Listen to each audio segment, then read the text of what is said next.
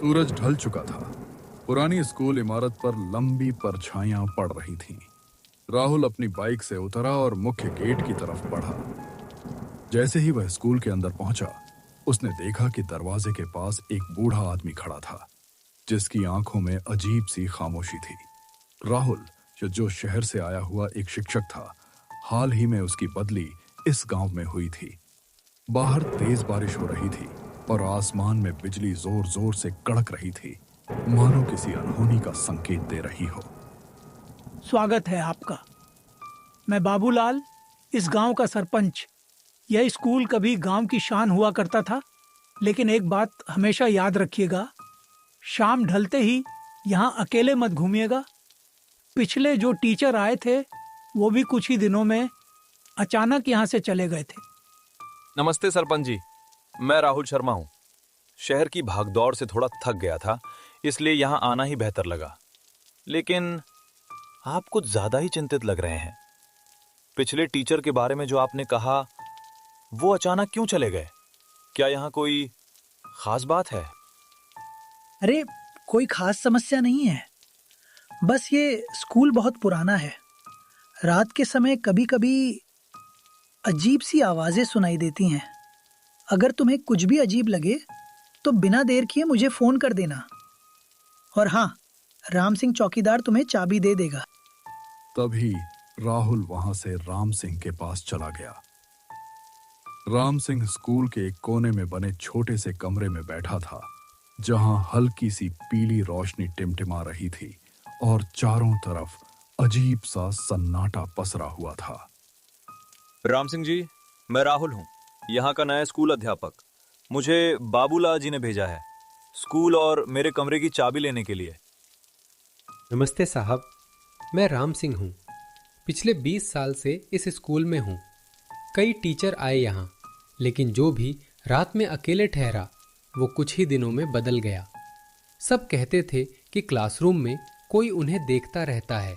मैं इतनी बारिश में भी यहाँ आया हूँ ताकि शहर की भीड़ भाड़ से दूर रह सकूं। राम सिंह जी, आप भी मुझे डराने लगे हैं। मैं भूत प्रेत में विश्वास नहीं करता। आप बस चाबी दे दीजिए। आज शाम को मैं क्लासरूम साफ कर लूंगा और कल से पढ़ाई शुरू।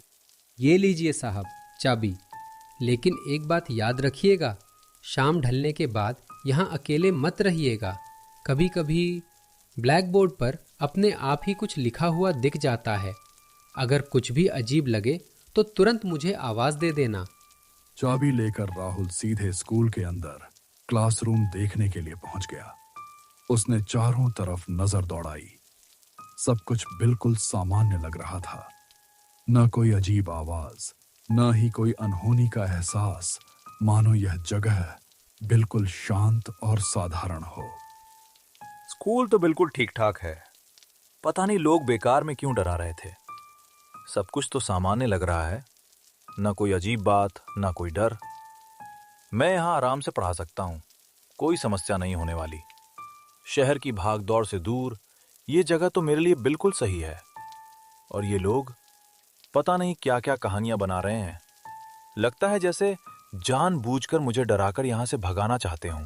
राहुल क्लासरूम से निकलकर सीधे अपने कमरे में पहुंचा। कमरे में आते ही जेब से मोबाइल निकालकर अपने दोस्त को फोन मिलाया। हेलो अंकित, मैं गांव पहुंच गया हूं।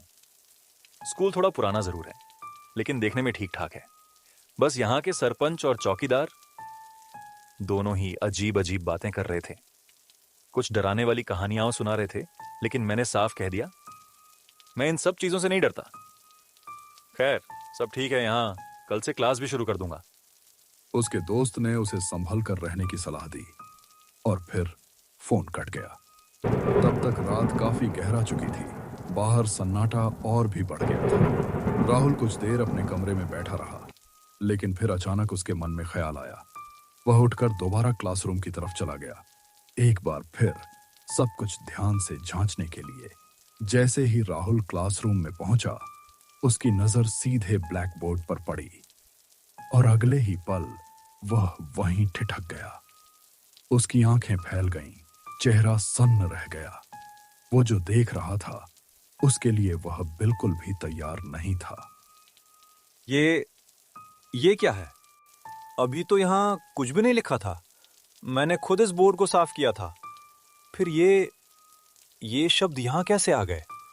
कौन है जो मेरे साथ ये सब कर रहा है? क्लासरूम में अचानक एक डरावनी आवाज गूंज उठी। मास्टर जी, अभी तो क्लास शुरू हुई है। यह सुनते ही राहुल के पैरों तले जमीन खिसक गई। उसका दिल जोर जोर से धड़कने लगा। वो बिना पीछे देखे तेजी से भागा और सीधे अपने कमरे में पहुंचा। बाहर अब बारिश और भी तेज हो चुकी थी। चारों ओर एक अजीब सा सन्नाटा और डरावना माहौल फैल गया था। राहुल बिस्तर पर घबराया हुआ बैठा था। उसका दिल अभी भी तेज धड़क रहा था और उसे समझ नहीं आ रहा था कि आखिर उसके साथ हो क्या रहा है। उसकी नजर बार बार दरवाजे पर जा रही थी, मानो किसी के आने का डर अभी भी बाकी हो। लेकिन वह अब भी इस बात से पूरी तरह अनजान था कि आज की रात उसके साथ क्या होने वाला है। जब वह कमरे में बैठा था, तभी उसे अजीब सी आवाजें सुनाई देने लगीं, मानो बाहर कोई खड़ा उसे धीरे धीरे पुकार रहा हो, उसे अपने पास बुला रहा हो। हर आवाज उसके कानों में और साफ होती जा रही थी, जैसे कोई दरवाजे के बिल्कुल पास खड़ा हो। यह सब सुनकर राहुल बुरी तरह घबरा गया। ये सब वही हो रहा है जिसकी चेतावनी मुझे गांव में आते वक्त उस बूढ़े आदमी ने दी थी। मुझे सच जानना होगा। मुझे उस पुराने बंद पड़े खंडहर तक पहुंचना ही होगा। शायद वहीं इस सब का जवाब छुपा है। जैसे ही राहुल क्लासरूम से बाहर निकला, वह अचानक ठिठक गया। बाहर चौकीदार खड़ा था, लेकिन इस बार कुछ अलग था। उसका चेहरा बिल्कुल भावहीन था, आंखें ठंडी और स्थिर। हाथ में एक पुरानी लालटेन थी, जिसकी हल्की सी पीली रोशनी उसके चेहरे पर पड़ रही थी। वह बिना पलक झपकाए राहुल को घूर रहा था और उस नजर में कुछ ऐसा था जिसने राहुल के अंदर तक सिहरन दौड़ा दी। कहाँ जा रहे हैं साहब? मैंने आपको मना किया था ना रात में बाहर निकलने से। ये वक्त बाहर घूमने का नहीं है। आप वापस अपने कमरे में जाइए साहब। नहीं, मैं यहाँ नहीं रुकने वाला। तुम सच सच बताओ, यहाँ हुआ क्या था? ये जो आवाजें मुझे सुनाई दे रही हैं, ये किसकी हैं? आखिर यहाँ चल क्या रहा है? और वो बाकी के टीचर, वे सब कहाँ गए? मास्टर जी, पुरानी बातें छोड़िए। अब आप यहीं पढ़ाएंगे। यहाँ से कोई नहीं जा सकता। एक बार जो यहाँ आ जाता है, वो यहीं का होकर रह जाता है। जैसे आप मुझे ही देख लीजिए। हा हा हा हा। तुम ये क्या बोल रहे हो? आखिर मतलब क्या है तुम्हारा? अभी तक तो सब ठीक लग रहा था, लेकिन तुम्हारी बातें सुनकर कुछ अजीब सा लगने लगा है। नहीं, मैं यहाँ नहीं रुकूंगा। मैं अभी यहीं से चला जाऊंगा। ये जगह मुझे ठीक नहीं लग रही। और तुम्हें क्या हो गया है? तुम इस तरह से अजीब अजीब बातें क्यों कर रहे हो? मास्टर जी, मतलब तो आपको बहुत जल्द ही पता चल जाएगा। अब आप हमेशा के लिए यहाँ फंस चुके हैं। इस गांव में हर एक इंसान इसी तरह फंसा हुआ है। यहाँ से कोई भी कभी वापस नहीं जा पाया। ये सब बातें सुनकर राहुल बुरी तरह घबरा गया। उसे एक पल के लिए ऐसा लगा जैसे वो चौकीदार भी कोई इंसान नहीं था। तभी उसे रास्ते में मिले उस बूढ़े आदमी की बातें याद आईं। वो चेतावनी, वो अजीब सा अंदाज। डर के बावजूद सच जानने की जिद उस पर हावी हो गई और उसी बेचैनी में उसने फैसला किया कि वो स्कूल के पीछे वाली उस पुरानी इमारत में जाएगा, जहां शायद इन सब सवालों के जवाब छिपे थे। वो वहां से निकलकर धीरे धीरे उस पुरानी इमारत के सामने पहुंच गया। इमारत को देखकर ऐसा लग रहा था मानो सालों से वहां कोई इंसान तो क्या, कोई जानवर भी नहीं आया हो। दीवारें झरझर थीं, जगह जगह से पपड़ी उतर चुकी थीं और खिड़कियां अंधेरे में खाली आंखों की तरह उसे घूर रही थीं। वहां की हवा में भी एक अजीब सा एहसास था, भारी और बेचैन कर देने वाला। ऊपर से हो रही जोरदार बारिश और कड़कती बिजली उस माहौल को और भी डरावना बना रही थी, जैसे हर चमक के साथ इमारत कोई छुपा हुआ राज दिखाने की कोशिश कर रही हो। जैसे ही वो उस इमारत के अंदर गया, सामने एक खाली कमरा था। कमरा पूरी तरह सूना था, लेकिन वहां एक अजीब सा एहसास था, जैसे कोई उसे देख रहा हो। ये कमरा तो ऐसा लग रहा है जैसे न जाने कितने राज यहां दफन है। हर दीवार, हर कोना कुछ छुपा रहा है। लेकिन जो भी हो, मैं यहां से बाहर निकलकर ही रहूंगा, और इस जगह का सच जाने बिना अब मैं कहीं नहीं जाने वाला। तभी उसकी नजर सामने लगे ब्लैक बोर्ड पर पड़ी। उस पर बड़े बड़े अक्षरों में लिखा था, तुम भी यहीं रहोगे। वो लिखावट इतनी ताजा लग रही थी मानो किसी ने अभी अभी उसे लिखा हो। चौक के निशान अभी भी गीले से दिखाई दे रहे थे। राहुल के शरीर में सिहरन दौड़ गई। उसने घबराकर पूरे कमरे में नजर दौड़ाई, लेकिन वहां उसके अलावा कोई भी नहीं था। ये क्या है? अभी तो यहां कुछ भी नहीं था। ये किसने लिखा? कौन है यहां? मेरे साथ ये क्या हो रहा है? क्या ये मेरी आंखों का वहम है या सच में कोई यहां मौजूद है? वो धीरे धीरे आगे बढ़ता है ऊपर वाले कमरे में जाने के लिए। जैसे ही वह सीढ़ियों के पास पहुंचता है, वहां का माहौल अचानक बदल जाता है। हवा और भारी हो जाती है और सन्नाटा अजीब तरह से गूंजने लगता है। तभी अचानक बाहर से किसी के दरवाजा खटखटाने की तेज आवाज आती है।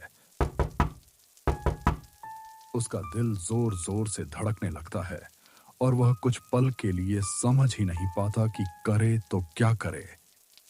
ये क्या? इस वक्त कौन दरवाजा खटखटा रहा है? इस वीरान जगह पर इस समय कोई कैसे हो सकता है?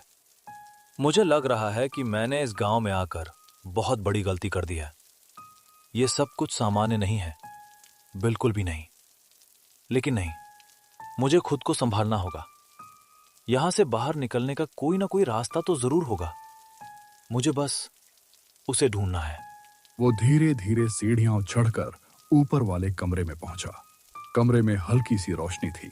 एक पुरानी लालटेन थी जिसकी पीली रोशनी दीवारों पर डरावनी परछाइयां बना रही थी।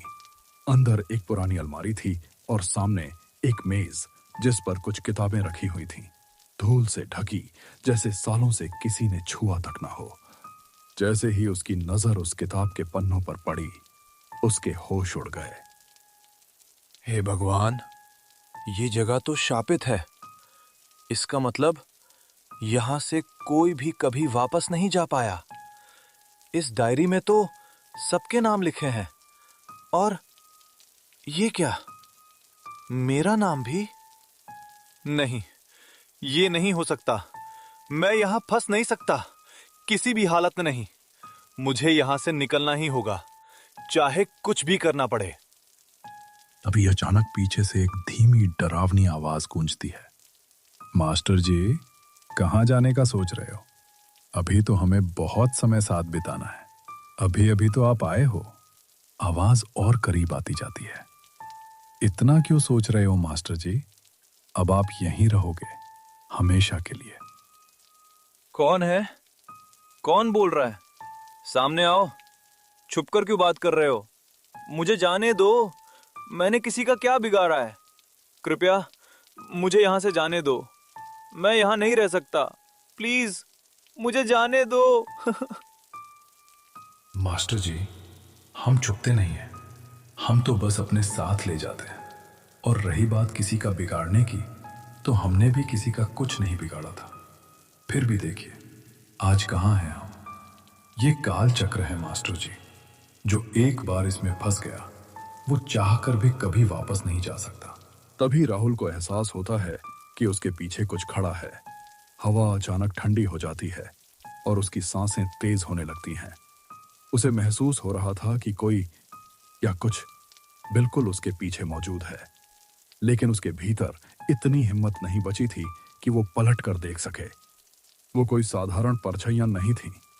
वो उसी स्कूल के पुराने मास्टर थे जो उससे पहले यहां आए थे, लेकिन अब वे इंसान नहीं लग रहे थे। उनकी आंखें काली और खाली थीं, चेहरे टेढ़े मेढ़े, मानो दर्द और डर में जम चुके हों। उन्हें देखकर ऐसा लग रहा था जैसे डर अपनी चरम सीमा पर पहुंच गया हो और अब राहुल के लिए वापस लौटने का कोई रास्ता नहीं बचा था। देख, हमें गौर से देख। हम वही हैं जो तुझसे पहले यहां आए थे और यहीं फंस कर रह गए। पहले हम भी तेरी तरह थे, डरते थे, सवाल करते थे, लेकिन धीरे धीरे इस जगह ने हमें अपने जैसा बना लिया। अब तेरे साथ भी वही होगा जो हमारे साथ हुआ था। तू चाहे जितना कोशिश कर ले, यहाँ से निकल नहीं पाएगा। अब तू भी हमारा हिस्सा बनेगा। प्लीज मुझे जाने दो, मैं हाथ जोड़ता हूँ। मैंने किसी का कुछ भी नहीं बिगाड़ा।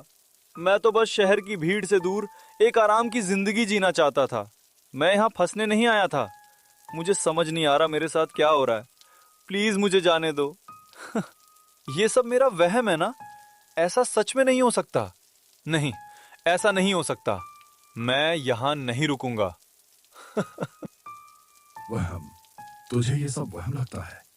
कितना मूर्ख है तू, अभी भी सच को समझ नहीं पा रहा। आजा राहुल, हमारे पास आ। डर क्यों रहा है? हम तेरा सामना उस सच्चाई से करवाएंगे जिससे तू भाग रहा है। आज के बाद तुझे कभी कोई वहम नहीं होगा। हर चीज साफ दिखेगी, एकदम साफ। अब भागना छोड़ दे, आजा हमारे पास आ। इतना कहते ही वे सब अचानक वहां से गायब हो जाते हैं। राहुल एक पल भी रुके बिना वहां से भाग निकलता है, सीढ़ियां उतरता हुआ, स्कूल के बाहर की ओर दौड़ता हुआ। भागते भागते राहुल आखिर गांव के श्मशान घाट में पहुंच गया। चारों तरफ गहरा सन्नाटा फैला हुआ था। बारिश अब भी लगातार हो रही थी और हवा में जलती लकड़ियों और गीली मिट्टी की अजीब सी गंध फैली हुई थी। और अगले ही पल राहुल के होश उड़ गए। वो फिर से वही स्कूल के पुराने मास्टर थे जो धीरे धीरे उसकी तरफ बढ़ रहे थे। कहाँ भागकर जा रहे हो राहुल? हमने तुमसे कहा था ना, अब तुम कहीं नहीं जा सकते। जितना भागोगे उतना ही वापस यहीं आओगे, क्योंकि अब यही तुम्हारी जगह है। अब यही तुम्हारा घर है, हमेशा के लिए। और धीरे धीरे तुम भी हमारी तरह बन जाओगे। तुम लोग ऐसा क्यों कर रहे हो? मैं यहाँ नहीं रहूंगा। मुझे मेरे घर जाना है। मैंने तुम्हारा क्या बिगाड़ा है? अगर तुम लोग यहाँ फंसे हुए हो तो उसमें मेरा क्या कसूर है? मैं बस यहाँ पढ़ाने आया था। मुझे इन सब चीजों के बारे में कुछ नहीं पता। प्लीज मुझे जाने दो। मैं यहाँ नहीं रहना चाहता। बचाओ। वे लोग धीरे धीरे राहुल की ओर बढ़ने लगते हैं। राहुल डर के मारे पीछे हटता जाता है, लेकिन अचानक चारों तरफ गहरा अंधेरा छा जाता है। बारिश की आवाज, हवा की सरसराहट और उन डरावनी हंसी की गूंज पूरे माहौल में फैल जाती है। अगली सुबह स्कूल की दीवारें पहले से भी ज्यादा अजीब और डरावनी लग रही थीं। आसमान में अब भी बादल छाए हुए थे और पूरा गांव वैसा ही सुनसान था। तभी एक नया मास्टर उस स्कूल में पहुंचता है, लेकिन इस बार स्कूल के बाहर खड़ा चौकीदार कोई और नहीं बल्कि राहुल था। और इसी के साथ उस शापित जगह का वो डरावना सिलसिला एक बार फिर शुरू हो जाता है।